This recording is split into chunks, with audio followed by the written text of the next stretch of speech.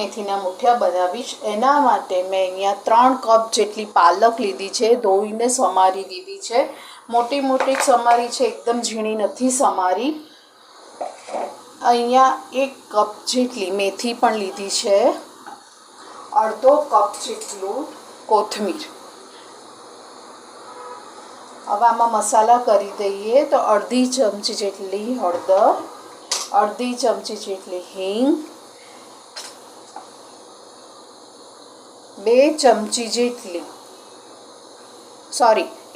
એક ચમચી જેટલી વરિયાળી, 2 ચમચી જેટલું ધાણા જીરું પાવડર,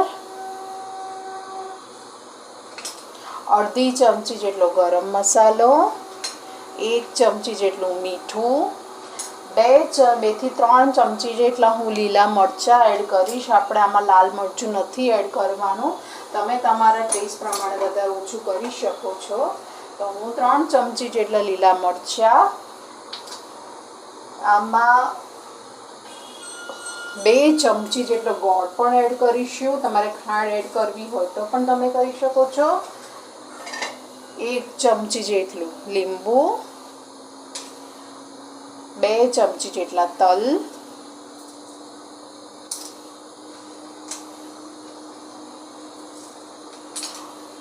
1 ચમચી જેટલો અજમો છે, એને હાથથી આવી રીતે મસળીને નાખવાનો, તો ટેસ્ટ બહુ સરસ આવશે. આમાં અડધો કપ મેં ઘઉંનો લોટ લીધો છે, અડધો કપ જુવારનો લોટ, અડધો કપ ચણાનો લોટ, 2 ચમચી જેટલું તેલ એડ કરીશું.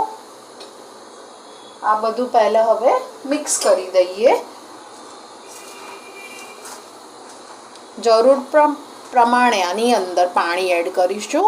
ભાજીમાંથી પણ પાણી છૂટશે, એટલે અત્યારે પાણી એડ નહીં કરવાનું, જોઈએ ત્યારે પાણી એડ કરવાનું. તો મિક્સ કરી દઈશું. પહેલાં કરી દીધું છે, તો આમાં 1 ચમચી જેટલું લસણ પણ એડ કરું છું. ફરી વાર બધું મિક્સ કરી દઈશું. તમે લસણ ના ખાતા તો સ્કીપ કરી દેવાનું. આમાં થોડું થોડું પાણી એડ કરીને લોટ બાંધી દેવાનો.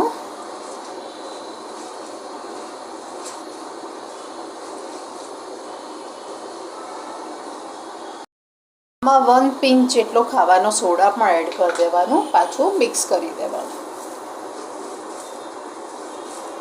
બહુ કઠણ નહીં બાંધવાનો, ઢીલો જ બાંધવાનો, જેથી કરીને મુઠ્ઠા એકદમ સોફ્ટ બને. આમે સોફ્ટ જ બનશે, પાલક છે, મેથી છે, એટલે આપણા મુઠ્ઠા સોફ્ટ જ બનશે. મુઠ્ઠિયાનો લોટ બાંધીને રાખ્યો છે, પછી આવી રીતે એને કરી દેવાનો. આ રીતે કરીને રેડી કરી દઈશ બધા. ઇડલી સ્ટેન્ડમાં હું મુઠિયાને સ્ટીમ કરીશ. આમાં મેં તેલ લગાવી દીધું છે જાળી પર, અને આ બધા મુઠિયા મેં કરીને રાખ્યા છે એ અંદર મૂકી દઈશ.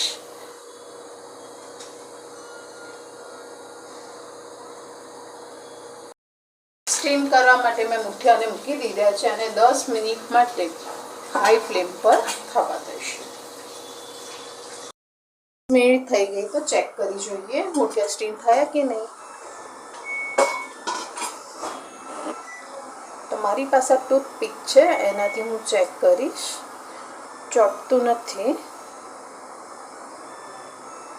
તો ગેસ બંધ કરી દઈશ અને નીચે ઉતારી દઈશ. આને ડીમોલ્ડ કરી દીધા છે. હવે ઠંડા પણ થઈ ગયા છે, તો આપણે એના આવી રીતે પીસીસ કરી દઈશું. તો આ રીતે બધા પીસીસ કરીને હું રેડી કરી દઈશ. આ રીતે તો બધા પીસીસ કરી દેવાના છે. આપણે એક વઘાર પણ કરીશું. તો મેં પેન લીધું છે, ગેસ ચાલુ કરી દીધું છે. આમાં 2 ચમચી જેટલું પહેલાં તેલ લઈ લઈશું. તમે વધારે ઓછું કરી શકો છો. આમાં 1 ચમચી જેટલી રાઈ પણ એડ કરીશું. 1 ચમચી જેટલું જીરું પણ એડ કરીશું. 2 ચમચી જેટલા તલ પણ એડ કરીશું. 2 થી 3 ચમચી, હું 3 ચમચી જેટલા એડ કરી. તલ પણ વાળ માટે ખૂબ જ સારા હોય છે. પછી તમે તમારા ટેસ્ટ પ્રમાણે વધારે ઓછું કરી શકો છો. હવે આને થવા દઈશું. રહી અને જીરું તલ થઈ ગયા છે તો મુઠિયા એડ કરી દઉં છું. તમારામાં લીંબુ એડ કરવું હોય તો કરી શકો છો. અત્યારે મારી પાસે અવેલેબલ નથી એટલે મેં નથી કર્યું.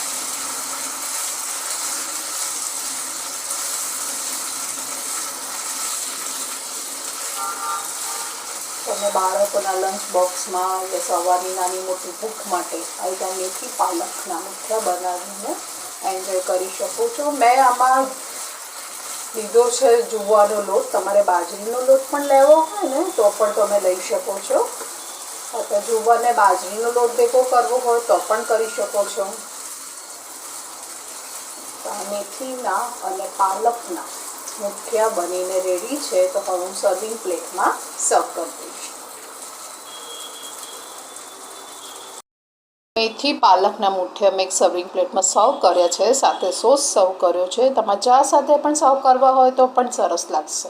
તો તમને મારી આ રેસીપી કેવી લાગી? જો સારી લાગી હોય તો લાઈક કરજો, કોમેન્ટ કરજો અને સબસ્ક્રાઈબ કરજો. Thank you for watching.